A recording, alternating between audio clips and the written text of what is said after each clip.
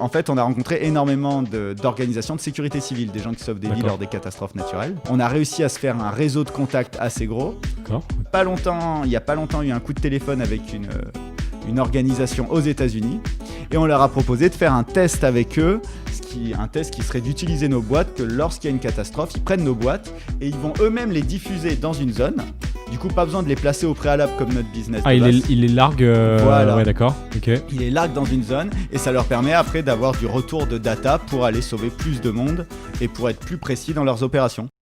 Il y a quelques années, j'étais complètement perdu dans la vie. Je savais pas ce que j'aimais, je me connaissais pas plus que ça. Et à côté de ça, je voyais des gens à côté de moi qui semblaient avancer à fond la caisse dans la vie. Certains gagnaient beaucoup d'argent, d'autres étaient complètement passionnés d'un sujet et passaient des heures et des heures et des heures sur un même projet. D'autres arrivaient à faire des choses complètement loufoques. Et je me suis dit, mais attends, comment est-ce qu'on arrive là ? Qu'est-ce qui s'est passé dans leur vie pour en arriver là où ils en sont ? À l'heure où je trouve maintenant tranquillement ma voie, j'ai décidé de venir en aide à ceux qui galèrent encore, en allant à la rencontre de ces passionnés, de ces entrepreneurs, et essayer de voir ce qui les motive, comment leur personnalité est alignée avec leur travail, et j'espère qu'au travers de ces interviews, vous trouverez des sources d'inspiration. Bienvenue sur le Grand Bain. 1, 2, 1, 2, très bien. Qu'est-ce que vous avez mangé ce matin ? Ce matin, des œufs, je dirais. Des œufs avec une sorte de croque-monsieur un peu spécial. Un croque-morning. Un croque-morning. C'est un crazy croque sinon. C'est un croque-monsieur avec des œufs brouillés et du bacon à l'intérieur. D'accord, une spécialité de la coloc quoi finalement. Okay. Ouais, une spécialité je dirais depuis les bonnes résolutions 2020. 2020, d'accord. On va décider de se reprendre en main et arrêter de manger n'importe quoi. Salut Charles, salut Patrick, bienvenue sur le Grand Bain. Est-ce que vous pouvez vous présenter, genre qui êtes-vous ? Alors du coup moi c'est Patrick Cordier. Je suis étudiant ingénieur et entrepreneur à côté. Maintenant il y a le terme un peu étudiant-entrepreneur. Ouais. Et du coup, qui je suis ? Depuis en fait assez longtemps, j'ai toujours voulu entreprendre, toujours faire quelque chose de ma vie, prendre ma vie en main et essayer de toujours aller plus haut, aller plus loin. Et du coup, on a eu l'occasion de devenir entrepreneur et on s'est dit, faut se lancer, faut y aller. D'accord, ok. Et toi, Charles ? Et moi, du coup, c'est Charles Pénat.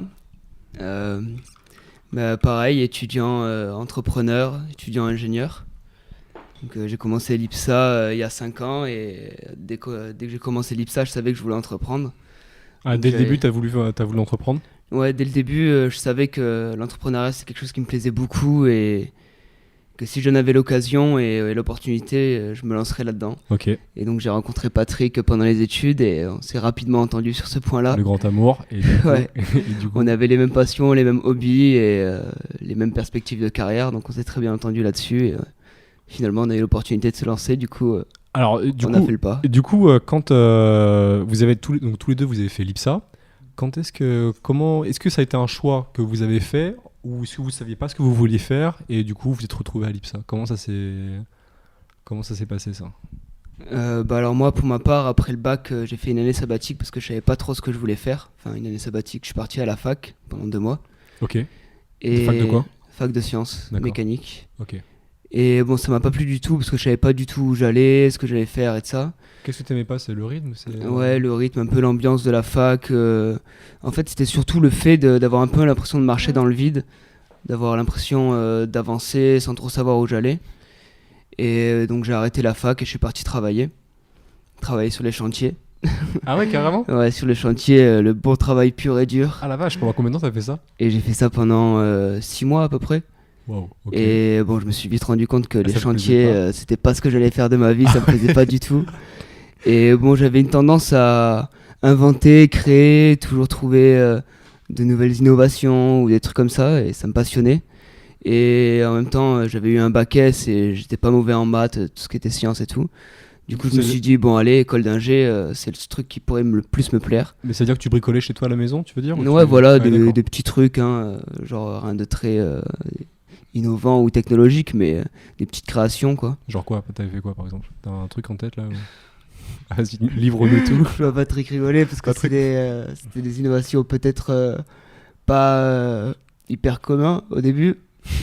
Je vais peut-être pas je en sens la parler chute ici. qui va.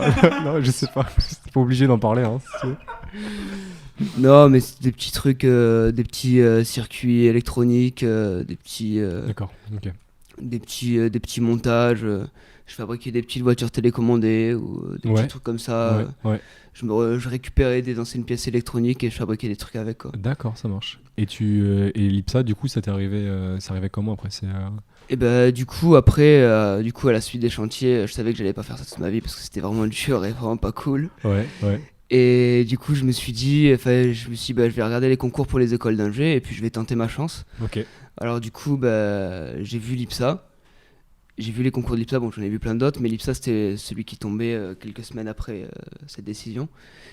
Et j'ai révisé pendant 2 semaines, je suis parti passer le concours et je l'ai eu. Alors, je suis rentré à l'IPSA comme ça. D'accord. Et au final, ça m'a plu Ça t'a bien beaucoup, plu. hein, les sciences, tout ça, j'adorais. Ok. Et puis j'adorais l'astronomie, l'aviation et tout, donc l'IPSA c'était Ouais, un peu c'était un parfait thème, pour quoi. moi, quoi. Ok. Et toi, Patrick? Du coup, moi, comment je me suis retrouvé à l'IPSA, c'est un parcours un peu plus classique. Je dirais, je passais juste avant le bac, je faisais ma terminale. J'avais pas des très très bonnes notes. Ouais. En sciences, je me débrouillais bien, mais en littérature, c'était une catastrophe. Toutes les matières Ah ouais, littéraires, ouais, c'était Le français, tout ça. le français, c'était pas mon truc. D'accord. L'histoire, n'en parlons pas. Et du coup, je me suis dit, les écoles d'ingé, c'est peut-être la meilleure chose à faire. Et vu que j'avais pas un niveau extraordinaire, j'ai tenté tous les concours. D'accord. Et l'IPSA, je dois t'avouer que je connaissais même pas ce que c'était. Ok, t'as juste vu école d'ingé, bam, j'en Voilà, c'est un peu ça. Tous les concours d'école d'ingé, j'y vais, je tente parce que j'avais Ouais. peur d'être pris nulle part. Ouais. Et je passe le concours de l'IPSA, je passe la phase écrite. Et là, à la phase orale, c'est au moment de la préparation de la phase orale que je commence à regarder les écoles qu'il y avait dans ce concours. Et là, je vois l'IPSA et je me dis, tiens, aéronautique, ça, c'est vraiment un truc qui m'a Ça l'air peut être pas bien. mal du tout. Ouais. Et ça a l'air vraiment bien. Et c'est là où, à l'oral, j'ai entendu parler de l'IPSA, du coup, et j'ai fait mon oral autour de l'IPSA. Ok. Et je me suis dit, tiens, c'est une bonne école pour toi. C'était quoi il ressemble à quoi, Patrick, au lycée? Le caractère, un peu timide ou extraverti? Caractère au lycée, je dirais plutôt extraverti. Ouais, d'accord. Ok. Extraverti, assez m'en-foutiste, comme diraient les professeurs. Ouais, d'accord. Ok. L'ennemi public numéro 1 de la classe, au fond. Assez branleur un peu, quoi.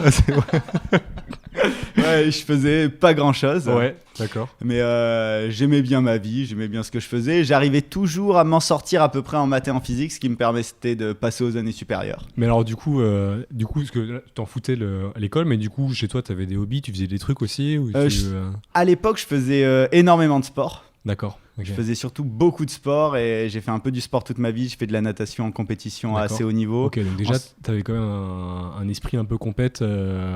Voilà, et c'est ça. challenge, performance aussi, que t'avais déjà un peu. Quoi. Ouais, j'ai toujours eu un esprit extrêmement compétition et performance. Et quand je faisais un truc, je voulais vraiment le faire à bloc. D'accord, ok.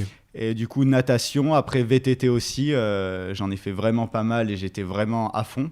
Et du coup, en fait, j'ai toujours eu un peu ce besoin de challenge. Ok. Et c'est un peu ce qui m'a manqué au début en école d'ingé. Ah ouais, Quand c'est vrai. j'ai, Ok. Ouais, quand je suis rentré en école d'ingé, j'ai arrêté tout sport parce que je pouvais plus tout suivre en même temps. Ouais, c'est trop dur. Ok. Ouais. Et en plus, je suis parti à Toulouse. Moi, je venais de Nice. J'avais mon club à Nice. On avait toutes les compètes à Nice. À Toulouse, je pouvais même pas amener mon vélo. Il y avait D'accord. personne qui pouvait m'emmener. Ok. Parce que, pour remettre dans le contexte, à cette époque, j'étais dans le vélo. D'accord. Ok. T'avais Ouais. switché de la natation vélo, tu veux dire? Voilà, Ouais, d'accord. c'est ça. Ok. Ouais. J'ai fait de la natation jusqu'à mes 15 ans. Et après, à mes 15 ans, j'ai switché au vélo. D'accord. VTT de descente, plus Ok. précisément. Ok. Ok. Et du coup, à Toulouse, j'avais plus trop l'occasion. Je pouvais plus trop en faire. Et du coup, j'ai un peu arrêté. Et là, j'ai eu un peu un vide de challenge, je dirais, dans Ok. ma vie. D'accord. Et tu faisais. Ouais, parce que du coup, les cours, c'était juste des cours. Fallait passer les partiels, mais t'avais pas de. Ouais, voilà, j'avais pas Il y de. avait pas de frisson en plus, quoi. Ouais, il manquait un peu quelque chose. Peut-être j'ai essayé de redonner du frisson en 2e année d'école d'ingé où j'ai repris la natation. D'accord. Ok. Mais à hauteur de 2-3 entraînements par semaine, du coup, j'arrivais T'avais- pas à remonter à mon ancien niveau. Ah ouais, d'accord. Du coup, ça m'a re-énervé. Et, Grosse patience, du coup. Ok. et Ouais, du c'est coup, bien. j'ai essayé de mettre un autre challenge aussi sur le coup. J'ai voulu passer le concours des grandes écoles d'ingénieurs, Sup Aéro, tout ça. Ah ouais, d'accord. Ouais. Ok. Ah ouais. Ok. Du coup, j'ai remis un coup de challenge. Là, j'ai pas mal bossé. Mais alors, toi, ton challenge, c'est plus. Est-ce que tu as une préférence? Est-ce que c'est un challenge intellectuel ou sportif ou d'une expérience ou tu t'en branles en fait? Juste, faut que tu sens que tu sois loin dans la zone de confort et. Ouais. Je pense que c'est plus le challenge d'un ordre général. Ouais, d'accord, ok. Parce que avant c'était énormément le challenge sportif. Je m'en foutais vraiment complètement de l'intellect. Ouais. Et après j'ai découvert l'intellect et j'ai switché vers des challenges plutôt intellect. Ouais. Et maintenant je m'en fous un peu du challenge sportif. Mais D'accord. du coup ça veut dire quand même il y a une. Du coup, t'es gros maintenant. C'est un peu ça. C'est pour ça que ça. maintenant on mange un peu de soja, on essaie de faire des Ouais, trucs pour. Ok. Et toi, Charles, t'avais pas eu de. Non, toi, t'avais pas le. Bah si, j'étais pas mal dans la compète aussi, mais moi c'était plus dans le BMX. Le BMX, tu faisais? Ouais, j'ai fait pas mal de BMX, j'ai dû en faire pendant 8 ans. J'ai participé au FIS de Montpellier. D'accord. Je sais pas si vous connaissez, c'est une grosse compétition Ok. nationale. Et donc j'étais vraiment à fond dedans. Et pareil, quand je suis rentré en école d'ingé, j'avais pas mon vélo à Toulouse et j'ai un peu ralenti. Bon, au bout d'un moment, j'ai ramené mon vélo, j'ai repris un petit peu, mais pas au niveau que j'avais avant. Et bon, ça m'a un peu saoulé aussi, du coup j'ai arrêté. Et alors du coup, vous vous êtes rencontrés du coup en première année, j'imagine, deuxième année, pas dès le début. Ouais, c'est vrai qu'au tout début de l'année, on s'est pas trop connus. Ouais. Mais je sais plus exactement à quel moment on s'est rencontrés, mais en tout cas, je me rappelle que la première soirée qu'on a passée ensemble, on a accroché direct et on a commencé à discuter. Ouais, vous avez su que vous serez bons potes tout de suite. Ouais, voilà, on avait les mêmes passions, les mêmes hobbies, les mêmes centres d'intérêt. On était tous les deux à la recherche d'adrénaline dans les sports extrêmes ou dans la vie de tous les jours. Okay. Tout le temps à vouloir aller un peu plus loin, faire un peu plus que normalement et sortir de sa zone de confort, repousser ses limites et tout ça. C'est bien entendu un peu sur tous ces points et au final, ça fait qu'on est devenus assez rapidement potes, quoi. Alors, du coup, vous avez...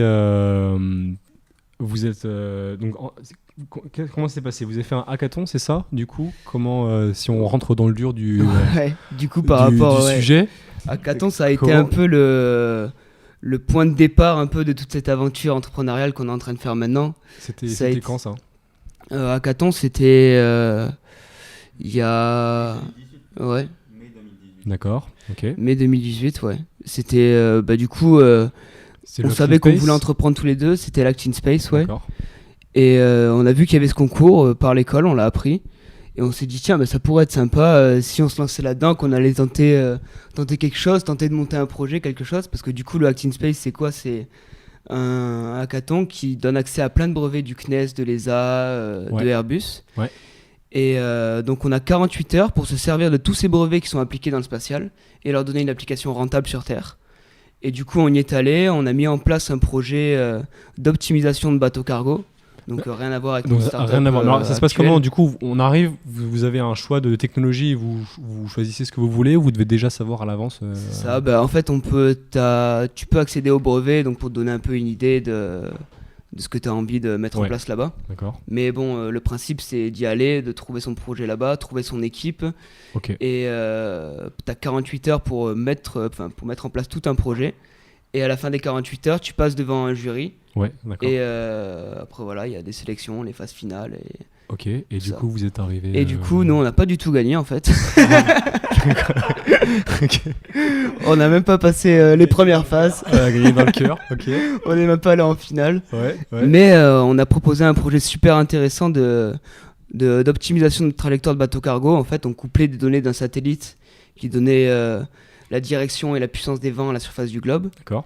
On a couplé ça avec des données de courant marin. Okay. Et on trouvait les trajectoires optimisées pour que les bateaux cargo ils consomment le moins de carburant et ils polluent le moins possible. En fait. Mais ça demande d'être un monstre techniquement ou c'est juste vous donner l'idée, la stratégie et après, si ça marche bien, vous développez ça après parce que... Ouais, voilà, c'est ça l'idée en fait. Okay. Donc au début, tu mets un peu tout en place le projet, tu mets en place l'idée, tu la présentes. D'accord, ok. Et après, si derrière ça te plaît et que tu as envie de continuer le projet, tu es libre à toi de continuer le projet. Qu'est-ce qui s'est passé après? Vas-y, si tu veux continuer. Vas-y, si tu veux. Du coup... Ils sont mignons, ils se donnent c'est le micro.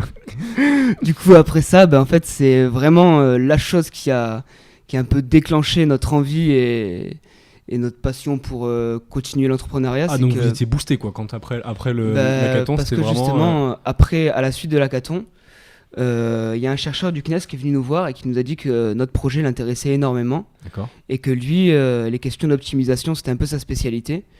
Et donc il était chaud de continuer le projet avec nous. Ok. Et que si on était déterminé à continuer, lui il était prêt à nous aider et à mettre en place le projet avec nous en fait. D'accord, ok. Et du coup, nous on s'est dit, mais waouh, c'est un truc de malade. Le CNES qui vient nous contacter pour nous dire que le projet est cool, ils ont envie de continuer. Et ça nous a donné du coup la détermination pour vraiment redoubler d'efforts et essayer de vraiment mettre en place le projet. Alors Donc à partir de là, l'été a commencé et on s'est dit... faut multiplier les contacts, faut connaître son marché, faut essayer de pousser la chose, faut trouver...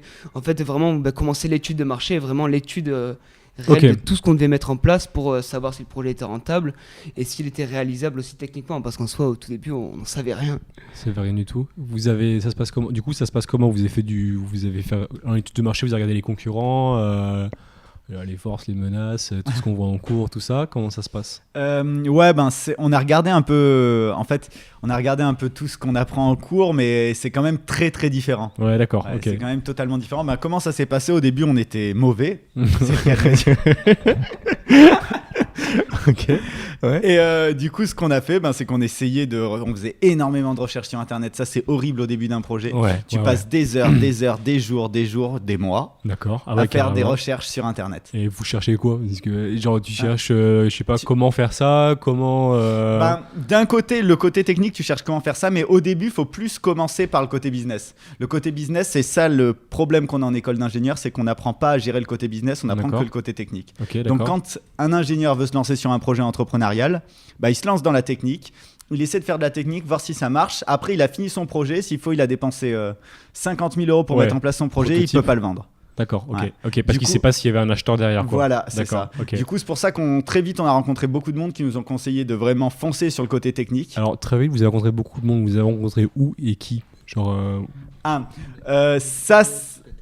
Ouais, ça, on va dire le catalyseur. Ça, c'est des contacts. Sortes d'incubateurs. Ouais, mais c'est le contact du coup que vous aviez au CNES qui vous a ouvert à des gens, ou c'est vous qui vous êtes démerdé pour. En fait, il y a une partie, il nous a un peu ouvert à des gens, mais après, c'est plus nous qui nous sommes démerdés quand même. D'accord. Et la chose à savoir, en fait, c'est qu'il y a énormément d'incubateurs, énormément de soutien pour les jeunes entreprises. Okay. Du coup, c'est assez facile de rencontrer du monde. D'accord. Après, c'est un stade au-dessus, c'est un peu plus compliqué. Mais pour rencontrer du monde, au début, c'est facile. Et rencontrer surtout des gens qui t'expliquent comment l'entrepreneuriat, ça marche. Fonctionne, d'accord, ok. Et donc vous avez appris comme ça. Voilà, c'est comme ça qu'on a énormément appris. Ça prend quand même beaucoup de temps. Au début, sur notre premier projet, on a fait surtout beaucoup de recherches internet plus que rencontrer du monde. D'accord. Et on en a assez vite conclu qu'en fait, c'était pas rentable.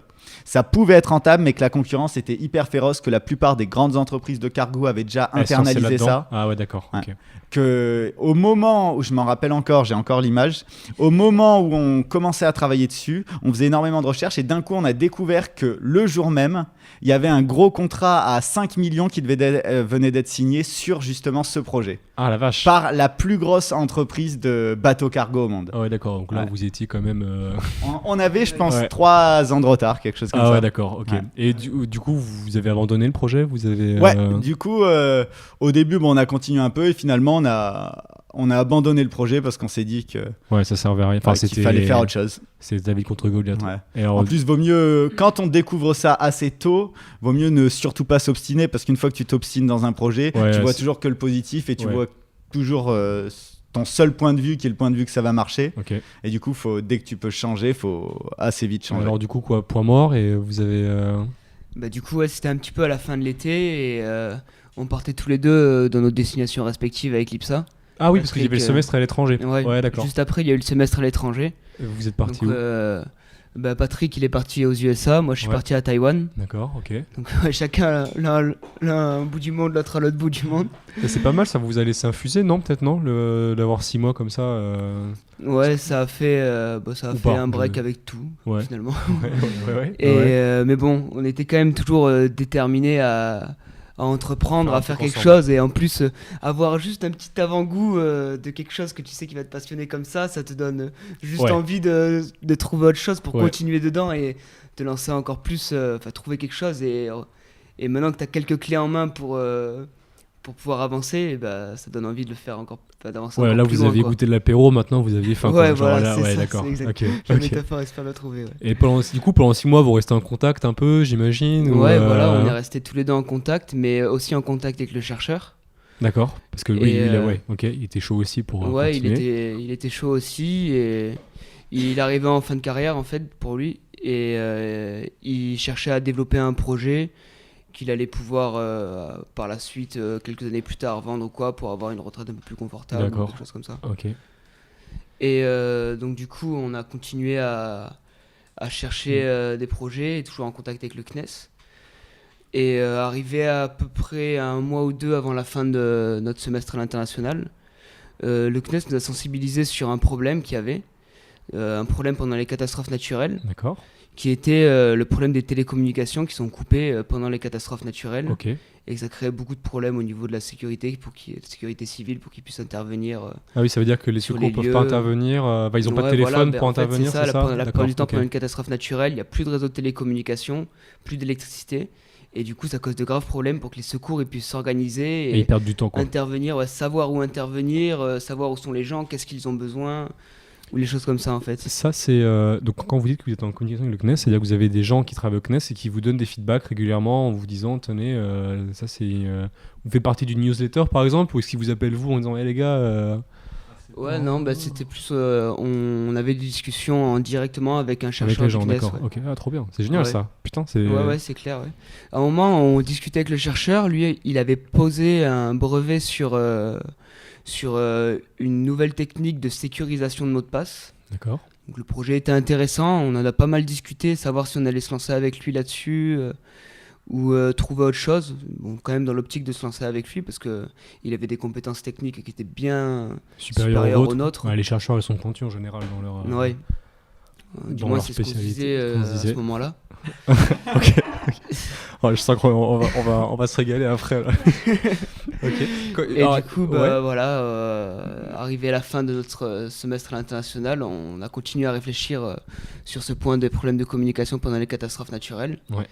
Et le chercheur nous a aussi parlé de nouvelles technologies, qui étaient l'IoT par nanosatellite.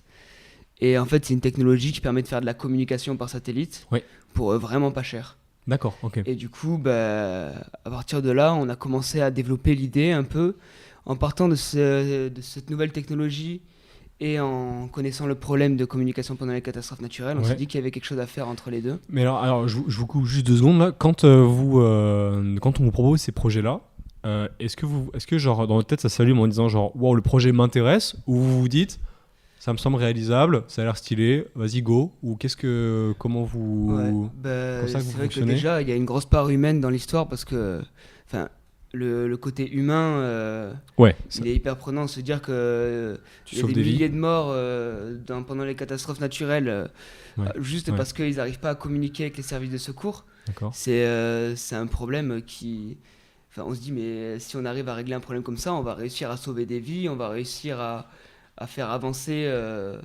peu l'humanité en quelque sorte, un petit peu quoi. Surtout en ce moment on entend beaucoup parler du nombre de catastrophes naturelles qui augmente, du réchauffement climatique et de tous ces points-là. Et on se dit que en fait s'il y a des points sur lesquels c'est vraiment utile d'innover, c'est ces points-là, parce que il va y en avoir de plus en plus tard, et c'est ça qui vous drive. Au début, ça nous a vraiment fait vibrer de savoir qu'on allait pouvoir non seulement continuer notre démarche entrepreneuriale, mais en plus derrière sauver des vies avec les innovations qu'on allait pouvoir proposer en fait. Donc du coup, quand il vous a proposé l'idée, vous rebelote sur étude du marché, tout ça, ou vous dites bon c'est bon, on va vite faire le truc, on fonce. Comment vous... Ouais non, c'est rebelote.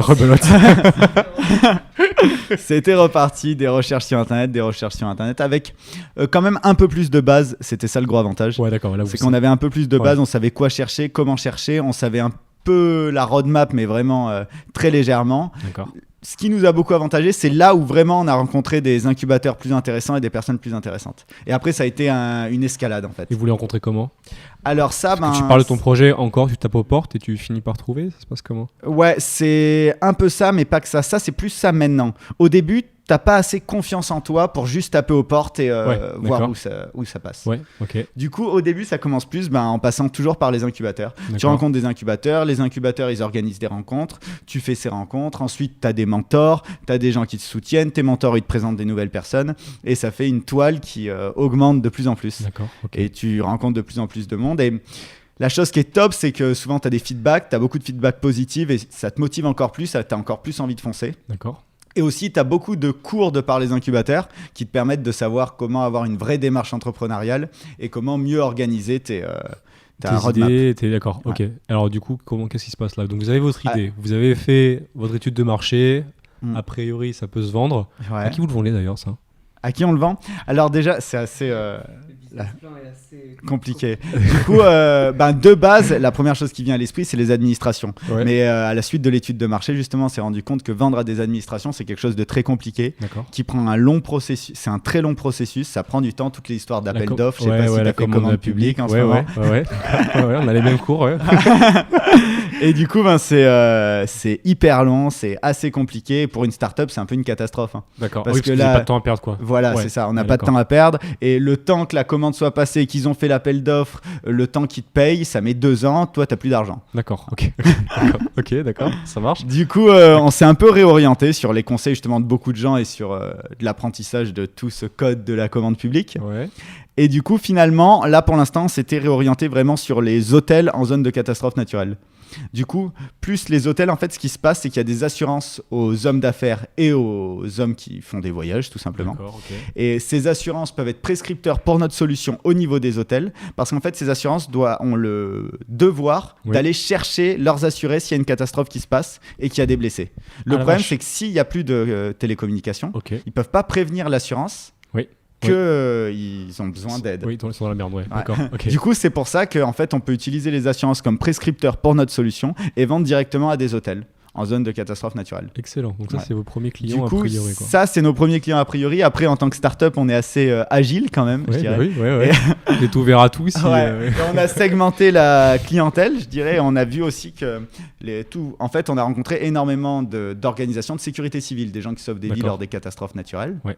Et du coup, on s'est dit, ces gens, faut faire quelque chose avec. On a réussi à se faire un réseau de contacts assez gros. D'accord, ok. Du coup, il y a quelque chose à essayer. Et du coup, il n'y a pas longtemps eu un coup de téléphone avec une organisation aux États-Unis. Et on leur a proposé de faire un test avec eux, un test qui serait d'utiliser nos boîtes, que lorsqu'il y a une catastrophe, ils prennent nos boîtes et ils vont eux-mêmes les diffuser dans une zone. Du coup, pas besoin de les placer au préalable comme notre business. Il les largue. Voilà. Ouais, d'accord. Ok. Il les largue dans une zone et ça leur permet après d'avoir du retour de data pour aller sauver plus de monde et pour être plus précis dans leurs opérations. D'accord, ça marche. Et du coup, ça, ce serait finalement notre premier client, même si c'est pas forcément ce qu'on pensait. D'accord. Ah ouais. Parce qu'on a eu un retour plutôt positif. Ouais. Et ils seraient potentiellement d'accord pour faire un test à grande échelle avec nous. Oh, putain, c'est génial. Ouais, du coup, ça, c'est vraiment génial. Alors, c'est où aux États-Unis? C'est en Californie. Ah oui, d'accord. Ouais.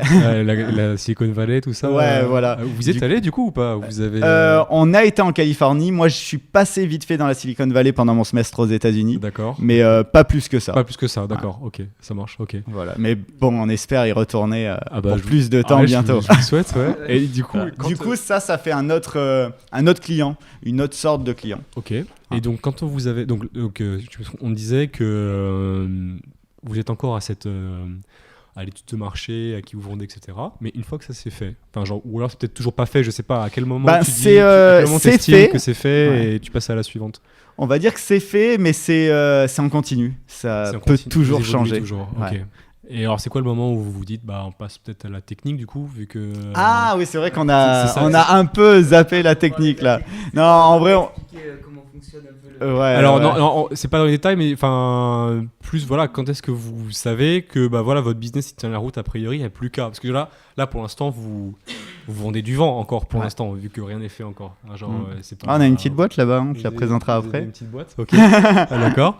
Comment ça, bon, déjà comment est-ce qu'on apprend à toutes ces électroniques, parce que là a priori ça pourrait être un truc, ça semblerait être un truc sorti de Thales, Safran.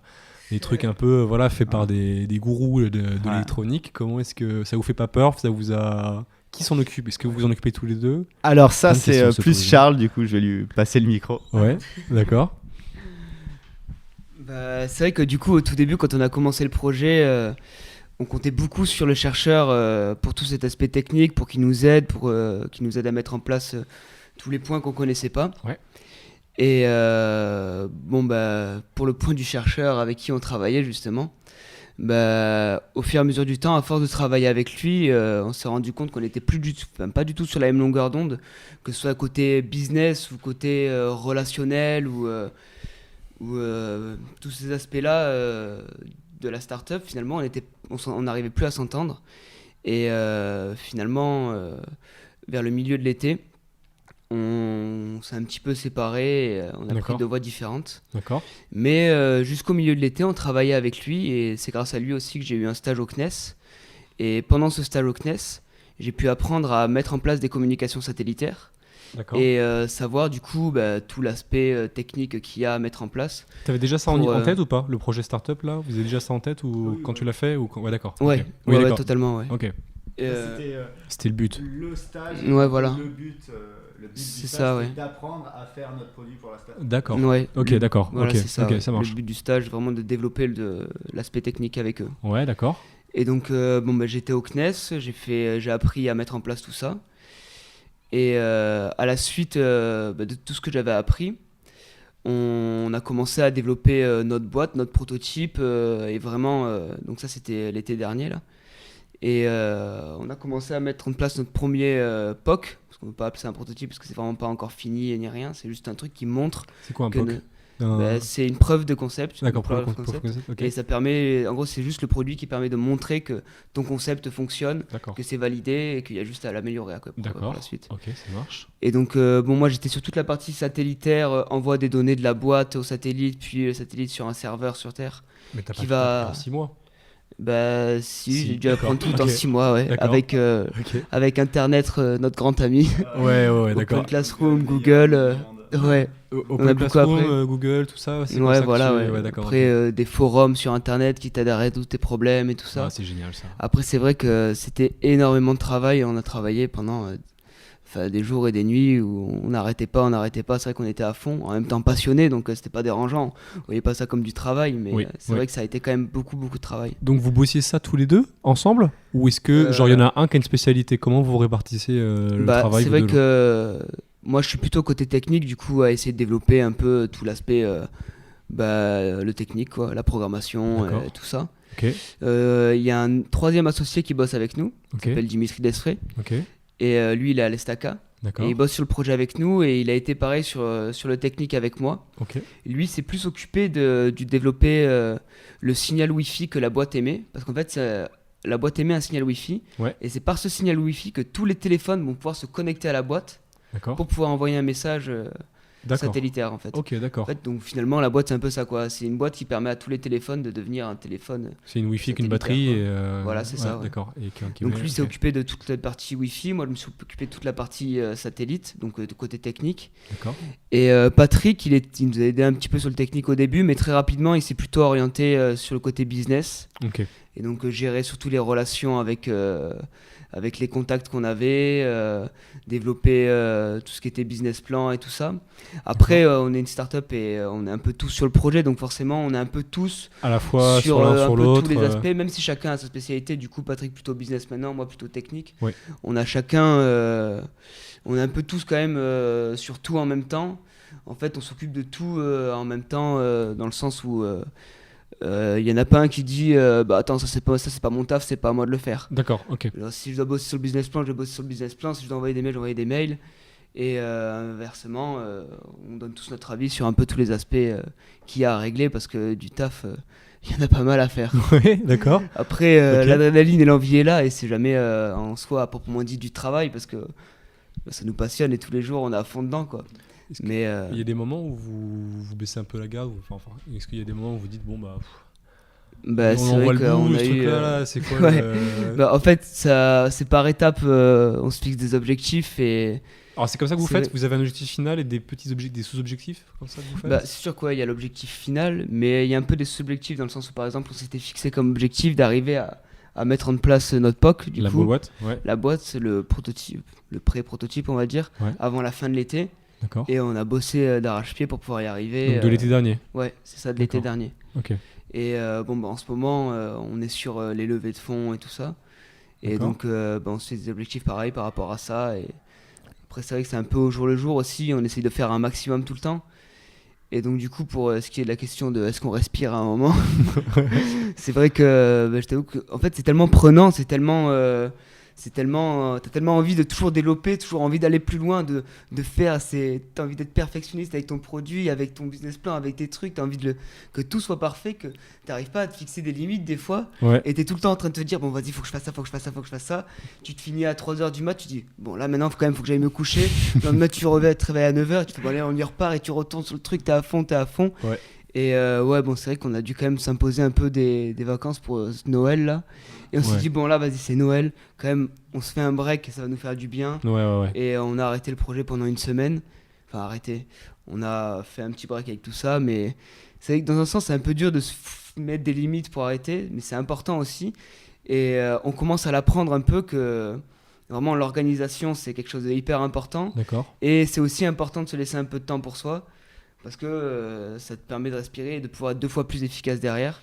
Mais c'est tellement prenant des fois que tu as du mal à te foutre, à poser ta limite. Quoi. Et vous êtes plutôt des gens organisés quand même de base, ou est-ce que à la base vous êtes bordélique et vous avez dû tout apprendre à avoir un planning, je sais rien. Ouais, on est plutôt, je dirais, bordélique. Ok. Les plannings, c'est pas trop notre truc. En fait, on essaie plus de fixer des objectifs au jour le jour ou à la semaine pour la semaine suivante. D'accord, ok. Et du coup, on essaie de suivre ces objectifs et de faire par étapes. Mais on a mis du temps à faire un vrai planning, à avoir vraiment quelque chose. Et lorsqu'on a un vrai planning, on galère un peu à le suivre. Ouais, vous le suivez pas. Ouais. On passe une semaine, moi de mon côté, je passe une semaine ou un peu moins quelques jours à créer tout le planning organisé pour les 6 prochains mois. Ouais. Et au bout de 2 semaines, on oublie de regarder le planning. Ouais, d'accord, ok. Ouais. Mais je me reconnais vachement dans vos trucs là. Il y a tellement de paramètres qui rentrent en compte tous les jours, de nouveaux paramètres, de nouvelles opportunités et tout, c'est qu'au final, tu finis ce que tu avais organisé. Ça finit par exploser. Ouais. Il y a d'autres opportunités qui te disent de faire autre chose. Ouais. Et finalement, tu pars sur autre chose. D'accord. Du coup, okay. on a un peu laissé tomber l'organisation hyper précise, comme les Gantt qu'on apprend en école d'ingénieur. Parce qu'on avait commencé par des Gantt. Ouais, d'accord. Et maintenant, on est plus, il y a des choses à faire et il y a des ordres d'importance et on doit faire les choses. D'accord, ok, ça marche. Et est-ce que vous avez appris des choses Parce que maintenant, vous êtes dans un incubateur maintenant ou comment ça se passe? Ouais, on est au niveau d'Ionis 361. D'accord, ok. On travaille aussi avec l'Aerospace Valley à Toulouse. Donc Ionis 361, c'est l'incubateur de notre école et toutes les écoles qui collaborent avec. Voilà, c'est ça. Juste qu'on explique bien. Ouais. On est au niveau de l'Aerospace Valley à Toulouse aussi. Ouais, d'accord. Ok. C'est là que je vais faire mon stage. Ok, tu vas faire ton stage dans quoi? Une petite parenthèse, mais je vais organiser le Clean Space du coup. Ok, super. Du coup, voilà. Ok, donc du coup, je vais bientôt connaître. Ouais. Et donc, vous avez eu ce réseau-là là-bas, vous avez des entrepreneurs qui. Ouais, il y a pas mal. Au début, c'est surtout Ionis 361 qui nous ont fait rencontrer nos mentors qui nous ont fait rencontrer pas mal de monde. C'est quand même une histoire de rencontre, quand même, j'ai l'impression. Là. Ah ouais, c'est une histoire de rencontre. C'est incroyable. On a rencontré un nombre de personnes, mais assez extraordinaire. On rencontre des gens quasiment tout le temps. Par exemple, la semaine dernière, et pourtant c'était pas une grosse semaine, on a dû rencontrer 4-5 personnes dans ces eaux-là, je pense. Ah ouais, d'accord. Ouais. Ok. Et c'est tout le temps une histoire de rencontre, tout le temps rencontre du monde, et tout le monde peut t'ouvrir des opportunités. Il y en a une particulière qui vous a marqué ou... De rencontre ? Ouais. Ah oui, ouais, quand même. Il y en a une. On est au sein aussi d'un incubateur qui s'appelle Live for Good. D'accord. Qui est présidé par le président international de Microsoft. Donc ça pèse quand même. Donc ça pèse. Et du coup, on est en contact assez régulier avec le président international de Microsoft. Putain. Donc ça, je dirais que c'est la rencontre ça claque. top. Qu'est-ce qu'elle vous apporte, cette personne-là ? Elle vous apporte encore plus de réseau ou Ouais, cette personne nous apporte encore plus de réseau, plus de connaissances aussi. D'accord. Okay. Ouais. Et surtout, un réseau extraordinaire. D'accord. Un réseau qui, l'organisation aux États-Unis de sécurité civile, c'est lui qui nous l'a présenté. Oh la vache. Ah ouais. Il nous a présenté aussi le directeur des catastrophes naturelles de Microsoft et un peu n'importe qui qu'on peut lui demander, lui. Ouais, il vous le trouve quoi. Il peut le trouver. C'est incroyable. Ouais. Du coup, ça c'est assez incroyable. C'était la personne la plus incroyable. Et en plus de ça, il a fondé une sorte d'incubateur. D'accord. dans lequel on appartient. Et cet incubateur, en fait, on s'en rendait pas compte au début quand on l'a intégré, mais c'est le plus grand incubateur, je pense, de France. Hein. C'est une pépite. On a eu 100 heures de formation à l'INSEAD. Je sais pas si tu connais l'INSEAD. C'est une école de commerce en formation continue, en fait. D'accord, ok. Et du coup, les gens connaissent pas parce que t'as pas le droit d'y rentrer après prépa. Mais elle a été élue pendant des années. Cette année, je crois que c'est plus la première, peut-être la deuxième ou la troisième. D'accord. Mais pendant des années, c'était la meilleure école de commerce au monde. Juste devant Harvard. Ah la vache. Ouais. Ah mais ça on sait pas ça. Okay. Et c'est juste, on le sait pas parce qu'on n'a pas le droit. Faut avoir minimum 10 ans d'expérience à part. C'est ça que tu veux dire après la prépa, c'est d'accord, oui. C'est que tu es aux 10 ans et après tu reviens. Faut que tu aies 10 ans d'expérience dans une haute direction pour pouvoir intégrer cette école. Mais alors, du coup, vous. Du coup, en fait, c'est deux parts. Quels sont vos 10 ans là En fait, on a passé un concours pour avoir cet incubateur, Live for Good. Okay. Et cet incubateur, vu qu'il est présidé par le président de Microsoft, il a eu un partenariat avec cette école pour que les gens de cet incubateur puissent faire 100 heures de cours dans cette école. Incroyable. Ok. Ouais. Du coup, c'est assez extraordinaire. Et du coup, cette personne, en plus de nous apporter un réseau incroyable, elle nous apporte aussi une formation incroyable. Du coup, comment c'est votre état d'esprit là ? Vous êtes boosté, ça c'est sûr. Ouais. Vous posez pas, je sais pas, 10 000 questions sur qu'est-ce que je veux faire après. Là, c'est vraiment le projet. En tout cas, c'est dans l'entrepreneuriat, c'est sûr. Et c'est ça qui vous, qui vous botte quand même. Hein. Pas comme moi, on n'avait pas envie d'intégrer une grosse entreprise. Ouais. On n'avait pas envie d'intégrer une grosse entreprise parce que on n'avait pas envie d'être au milieu d'une foule d'ingénieurs sans devant respecter les besoins d'un patron qui te dit fais ci, fais ça, et un peu que la routine s'installe et que l'adrénaline s'en aille. Ouais, je comprends. Du coup, carrément, nous on est à fond dans le projet et on va le développer jusqu'à ce qu'on ne puisse plus jusqu'au bout, quoi. Vraiment le développer un maximum. Et puis même si ça réussit pas par la suite, on aura pris des trucs de malade et c'est finalement la meilleure école du monde. Elle est une formation de malade. C'est sûr. D'apprendre de soi-même comment créer une entreprise, comment monter une start-up, comment finalement même mes compétences techniques, elles ont triplé juste grâce au projet. Oui, j'imagine. Parce que là maintenant, si vous, imaginons que ça, j'en sais rien, je vous le souhaite vraiment pas, mais imaginons que ça échoue. Vous vous dites, on en refait une autre, c'est ça je pense que c'est un peu l'idée.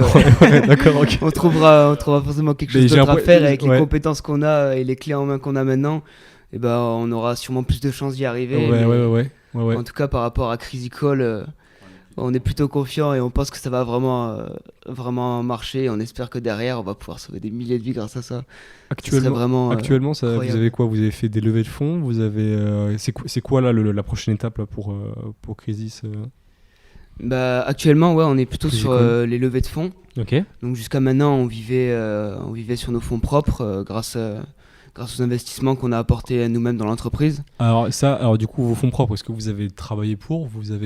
Qu'est-ce que vous avez fait pour Excusez-moi, c'est vous, juste vos fonds, vous avez, je sais pas, vous êtes travaillé cet été, vous avez de l'argent de côté déjà, vous l'avez investi ? Moi, j'ai un peu accumulé de l'argent de côté depuis que je suis petit, que j'avais mis sur un livret A. D'accord. En même temps, mes parents m'ont aussi aidé et j'avais à peu près 10 000 euros de côté. Ouais, d'accord. Et ça a servi pour l'entreprise, quoi, pour le projet. Pour les dépenses de tous les jours, le matériel qu'on a dû acheter. D'accord. Et tout ce qui va avec, quoi. Ok. Moi de mon côté, c'est un peu pareil. J'ai pas mal bossé pendant mes études. Ouais. Et aussi pas mal bossé pendant l'été. Et en plus aussi un peu d'aide de mes parents. Et du coup, vous avez financé comme ça. Ouais, voilà. Okay. Et après, à l'heure actuelle, du coup, maintenant, on a commencé à la fin de l'été à commencer les levées de fonds parce qu'on s'est rendu compte qu'il fallait vraiment des fonds et qu'il fallait qu'on ait quelque chose. D'accord. Même si c'est pas énorme, en fait, on se rend vite compte au début quand on commence l'entrepreneuriat, on veut lever des millions. Ouais. Et après, on se rend compte qu'en fait, lever des millions, c'est pas forcément la bonne solution. Ouais, d'accord. Parce que tu perds des parts de capital de ton entreprise. Okay. Tu as des investisseurs qui te mettent la pression toute la journée. Ça a été votre cas ou non, ça n'a pas été notre cas. Mais vous l'avez vu et on l'a vu, on l'a appris surtout grâce au président de Microsoft. D'accord. Ok. Et on a eu pas mal d'exemples qui nous Ouais. ont montré ça. Du coup, on essaie d'être un peu soft, de lever le minimum d'argent, de trouver le plus de subventions publiques possible. D'accord. Et du coup, à l'heure actuelle, on se finance en partie par nos fonds propres. Plus, il y a la Banque publique d'investissement, La BPI, ouais. la BPI, qui est le plus grand investisseur de France, je pense, D'accord. qui aide vraiment toutes les jeunes entreprises. Ok. Ensuite, on a de la chance, on est dans le milieu du spatial. Du coup, le spatial est très demandé en ce moment. D'accord. Et il y a énormément de choses dans le spatial. Du coup, on est sur une aide de l'Agence spatiale européenne aussi, D'accord. Ok. sur une aide possible du CNES qui est en négociation actuellement. Ok. D'accord. Il y a des aides de la région aussi. D'accord, donc c'est vraiment beaucoup de public. Ouais.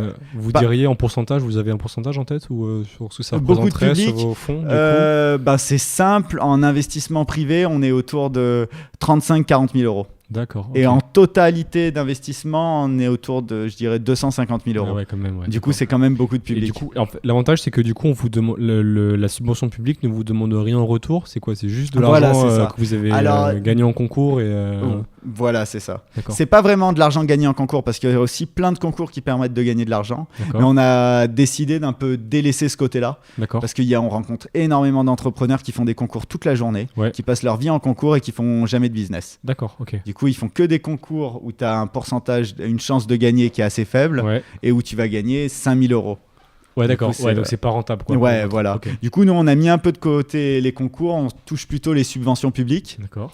Et ça, ouais, ils demandent rien en retour. Il y a un dossier à monter pour les avoir. Après, il faut les rencontrer, réussir à les convaincre en vrai et tout est bon. Ok. Après, c'est beaucoup de positifs parce qu'on n'a pas à lâcher de part de capital et c'est de l'argent qui rentre gratuitement. D'accord. Mais il ouais. y a aussi pas mal de négatifs. Je lisais un livre il y a pas longtemps justement qui parlait de tout ça. Ouais, d'accord. C'est le fait que les dossiers à monter sont assez longs, Ouais. assez complexes. Ouais. Et ensuite, derrière, tu es obligé de leur faire des rapports, tu es obligé de leur dire qu'est-ce que tu as fait de l'argent, de leur expliquer D'accord, ok. un peu tout de A à Z. Donc, tu perds quand même Du temps beaucoup dans des- de temps. ouais, dans des Contrairement à un rapports, investisseur privé qui, si tu as réussi à le convaincre, il te donne les sous et Et tu es t'es- tranquille. Ouais, d'accord. Ok. Le but maintenant, c'est quoi? C'est Ouais, non, plus ou moins. t'es pas trop tranquille parce que tu dois lui faire un retour sur investissement. Ouais. Mais Mais t'es. moins peut-être régulier ou Voilà, détaillé c'est ça. que- Moins régulier, t'as un peu plus de temps et moins détaillé. D'accord, ça marche, ok. Mm. Et parce que du coup, il y a une relation de confiance qui doit être faite aussi, j'imagine, entre les investisseurs et vous, quoi. Genre, Voilà, vous devez c'est être ça. réglo. Ouais. Il y a une relation de confiance. Faut leur promettre un peu des trucs. Et le problème, c'est qu'à partir du moment où tu respectes pas tes promesses, les investisseurs sont pas forcément contents. Et puis ça tourne, j'imagine, en plus assez vite. Hein. C'est quelqu'un. Genre, s'il y en a un qui commence à arnaquer, Voilà, c'est là, ça. ça va vite Ouais, se ouais. savoir, j'imagine, en Mm. plus à côté. Ouais. Ouais, ça se sait assez rapidement. Est-ce que. Là, le but, c'est quoi maintenant? C'est de finir le prototype? C'est quoi? Alors, le but, c'était jusqu'à présent, et là, on espère l'avoir trouvé un partenaire pour faire un test à grande échelle.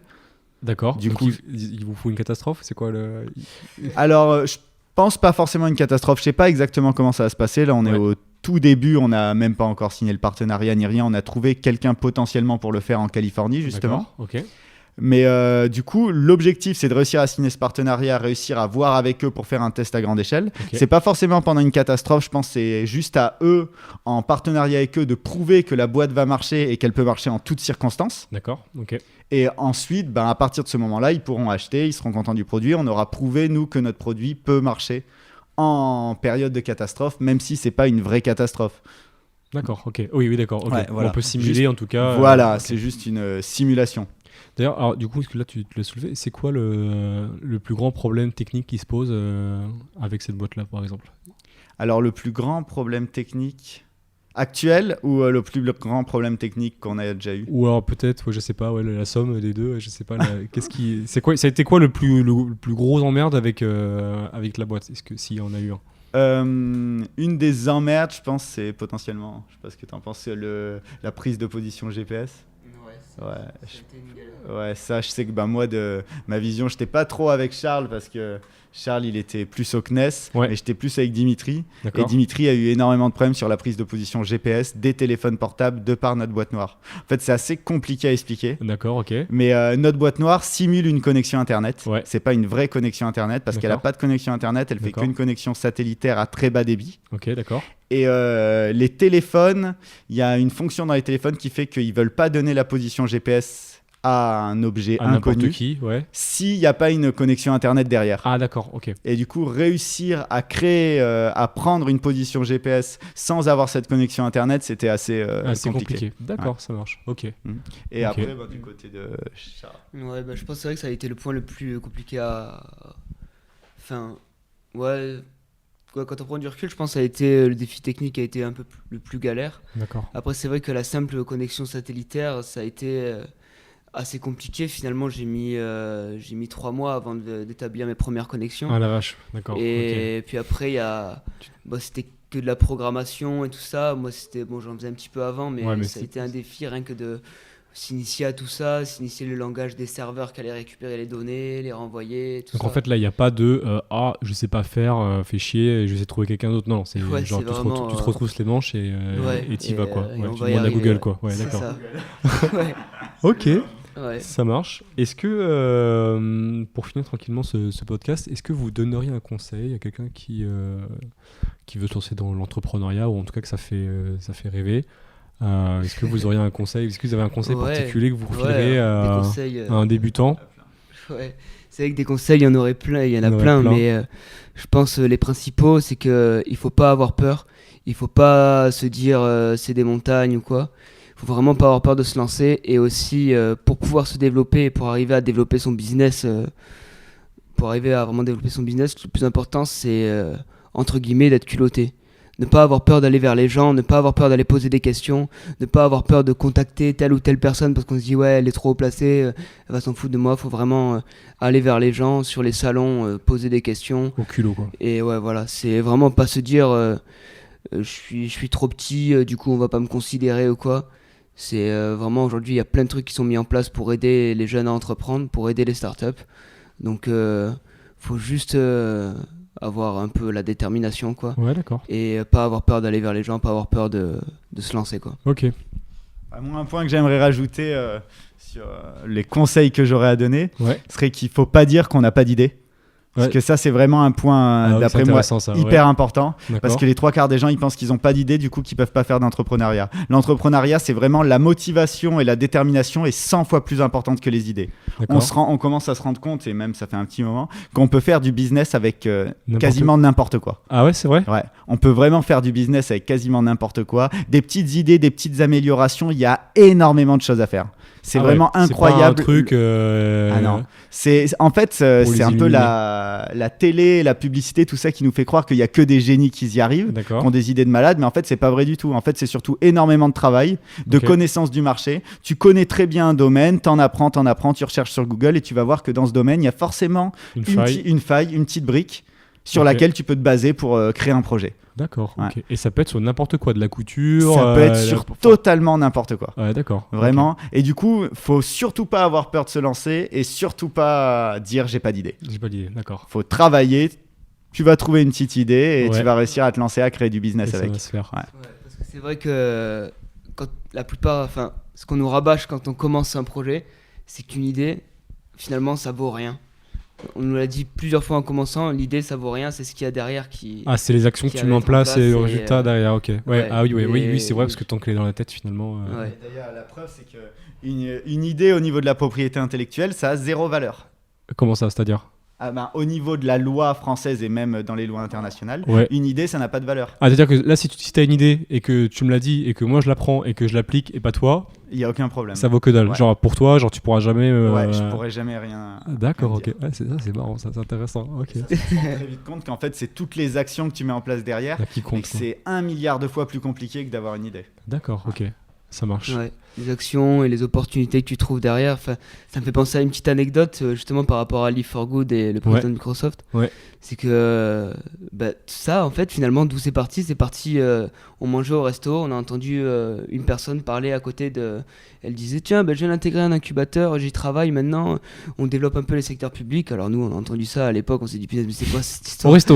Ouais, au au resto. resto, comme ça, genre Ok. complètement random quoi. Ouais, ouais. On a commencé à discuter avec elle, finalement on a appris son LinkedIn, on est resté en contact.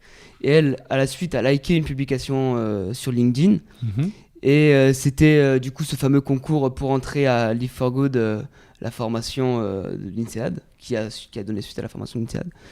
Et donc voilà, en fait, finalement, avec un contact complètement random, ouais, qui on sort de nulle a, part, on vous a avez eu ce finalement concours. eu des contacts de malades derrière. Et on a rencontré le président de Microsoft et on est en contact avec la team Rubicon qui va peut-être nous permettre de développer un peu mieux notre business. Et donc finalement, c'est vrai que c'est des opportunités, mais il y en a partout et il faut juste avoir le culot de se excitant. lancer et d'y Ouais. aller, quoi. Ouais, d'accord. Ok. Bah, génial. Bah, merci Patrick, merci Charles. Merci à toi. Et puis, Ouais, merci beaucoup. n'oubliez pas. Alors, est-ce qu'on peut vous suivre sur les réseaux sociaux, sur quelque chose ou pas? Alors pour l'instant, on n'a pas lancé la com. On va lancer la com dans, je dirais, 2 semaines. à peu D'accord, près. ok. Ça Et, marche. du coup, là, on est en pleine structuration de notre stratégie. De com, de com. Ouais. d'accord. Mais Ok. du coup, pour l'instant, on peut pas nous suivre. Mais d'ici 2-3 semaines, on pourra suivre Crazy Call sur la plupart des réseaux, mais je pense surtout LinkedIn. Ok, d'accord, ça marche. Bon, bah, merci les gars. Et Bah, puis, merci je à vous toi. souhaite bon courage pour la suite. Merci beaucoup. J'espère vraiment que ce podcast t'a plu et que tu as pu trouver des petites inspirations, des petits indices sur ta personnalité, sur ce que t'aimes, ce que t'aimes pas. N'hésite pas à t'abonner, à partager ce podcast et surtout me laisser des commentaires car ils me donnent des feedbacks et me permettent d'améliorer mon podcast en continu. À bientôt sur le Grand Bain.